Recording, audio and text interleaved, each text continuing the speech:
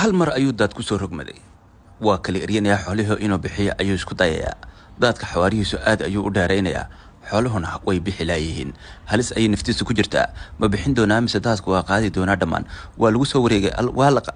waa baxay allah yarxamo bal awoodda ilaahay u fiirso geedkan dhan ayay sidaan gudaha ayaa la gelinayaa geedka oo dhan ayaa la gelinayaa isla gudaha ayaa la geliyay oo dhakasha ayaa loola talaabay awoodda ilaahay marka la sheegayo waa tan oo kale bal u fiirso kan kale isla daadku waxaan u malaynayaa inuu ka mid yahay masiibooyinka laga ducaystay ilaahay laga alla baryo iyadoo dhan ayaa gudaha la gelinayaa bal u fiirso geeduhu sida u cararayaan geedihii sidan ayaa hal mar loo wada dalacayaa bal u fiirso aqaladan sidoo kale iyakana looma daahayo waxaa laga goynayaa isla gudahooda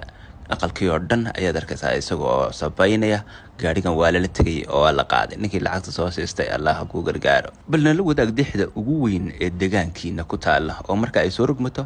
halisahan oo kale leh nala wada magaceeda